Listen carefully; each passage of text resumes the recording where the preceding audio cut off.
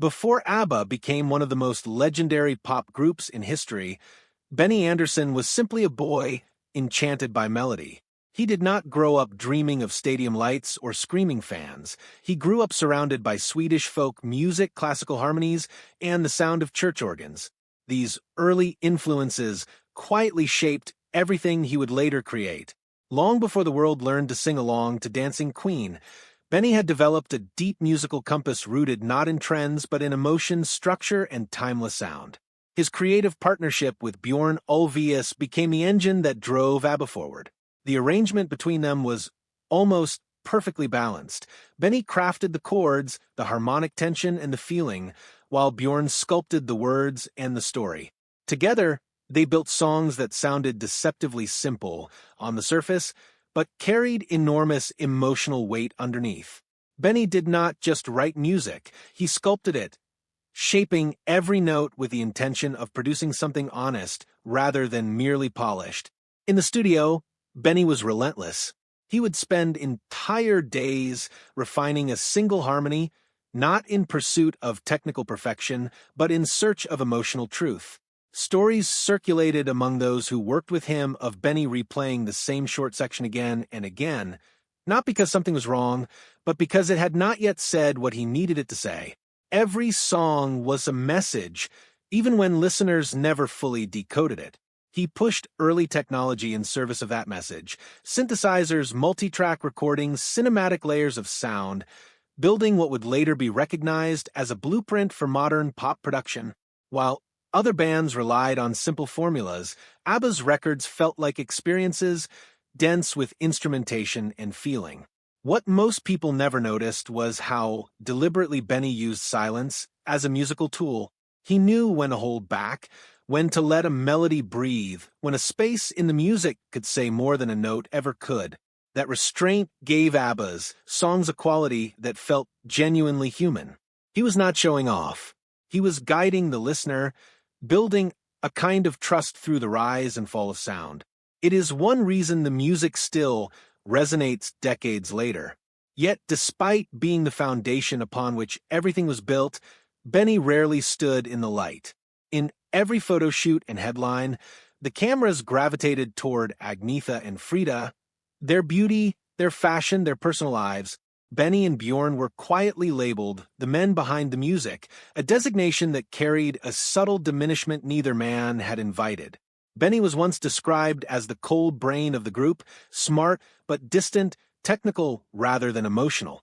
The characterization stung him because it was precisely backwards.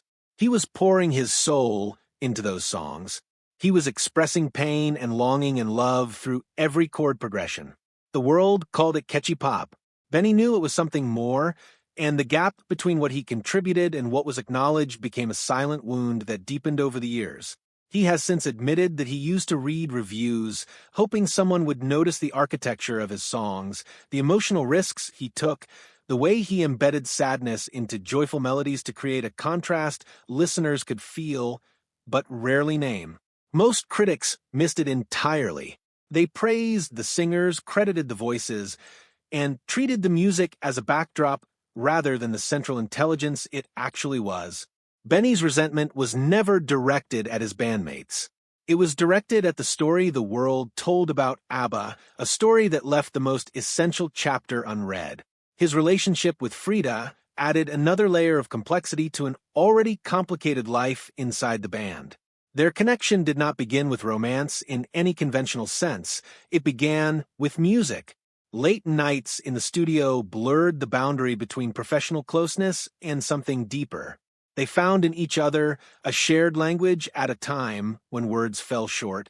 But their differences, which made the music extraordinary, made the relationship difficult.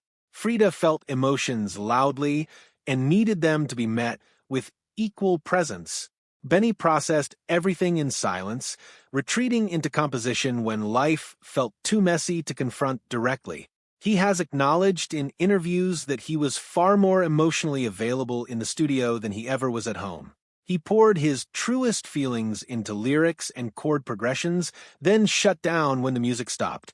Songs like The Winner Takes It All and One of Us were not merely great breakup ballads. They were confessions wrapped in sound, a way for Benny to process what he could not bring himself to say out loud. He has confessed that writing pain was always easier than owning it. At one point, he reflected quietly, "I gave my best lines to songs, not to the people who needed to hear them from me." That admission changes everything. He was not cruel or cold.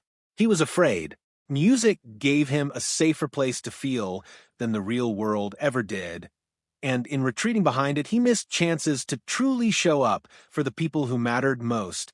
By the late 1970s, the cracks that had been forming quietly within the group began to widen. The relentless cycle of touring and recording drained the four members in ways that were not always visible from the outside. The fans cheered and the hits kept coming, but something essential had begun to drain away.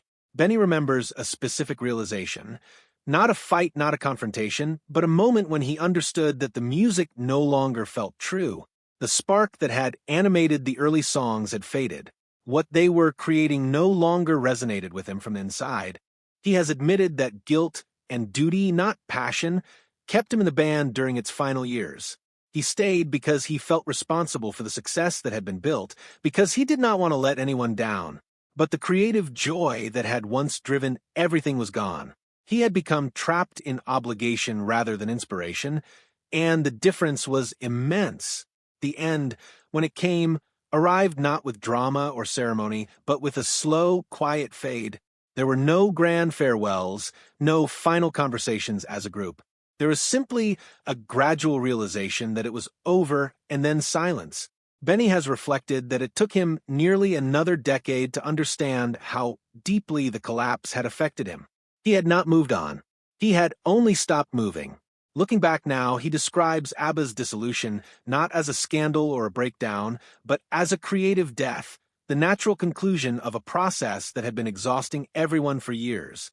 The emotional paralysis that followed was invisible to the public, who were searching for a dramatic story to explain it all. The truth was quieter and harder to tell. For people who had given everything to the music had nothing left to give each other. The creative well had simply run dry. After ABBA's final curtain, Benny disappeared from the pop world and retreated into something more private. He began composing for theater and orchestra, scoring films, working on productions like Chess and Christina Fran de Vemela. These projects gave him the distance he needed from the machine ABBA had become. Music without the weight of personalities, fame, or public expectation became his sanctuary. During the 1990s, he kept a journal filled with unsent letters addressed to his former bandmates, Frida, Agnetha, and Bjorn. In those pages, he wrote everything he had been too afraid to say when the music was at its loudest. The guilt, the frustration, the unspoken love that had accumulated and never found its proper voice. He has said that he feels freer now as a musician than he ever did inside ABBA. There is a liberation in no longer chasing approval, in creating purely for himself without the weight of external expectations pressing down on every decision. But that freedom carries its own quiet shadow, a lingering sense of unfinished business, a recognition that he did not fully understand his own life while he was living it. Only with distance has he been able to begin making sense of it all. In his later years, Benny has taken on a role he never anticipated. Mentor, he works with young Scandinavian composers, passing on not just technical knowledge, but something harder to teach, emotional honesty. He guides them not only through the mechanics of composition, but through the emotional complexities of being an artist, the things he himself did not grasp until far too late. It is his way of shaping what comes next, not just in terms of sound, but in terms of understanding. Now, at 78, Benny Andersson is telling the truth, not to damage a legacy or rewrite history, but because he has finally made his peace with it. The confession he offers is both simple and profound. ABBA was not built on joy. It was built on pain, on escape, on the fragile humanity of four people trying not to fall apart. As he has put it plainly, ABBA worked because we were broken. The music made us feel whole. That statement reframes everything. The band did not thrive because its members were happy or flawless. They thrived because they were deeply human, wounded, searching, and trying. The music became their emotional lifeline, a shared language for feelings too large to carry alone. But it was also their hiding place, the mechanism by which they avoided confronting the very struggles it expressed so beautifully. The joy audiences witnessed on stage was real, so was the pain beneath it. They were four people wearing the music like armor while the world mistook it for celebration. ABBA did not break because of fame or scandal or the tabloid stories that followed them everywhere. It broke because the people inside it were too real, too fragile, and too human to bear the full weight of what they had built. And in finally saying so, Benny has given us something more valuable than any hit single, the truth of what ABBA actually was. Not a fairy tale, but a deeply imperfect, deeply beautiful human story that the music always knew how to tell, even when the people who made it could not.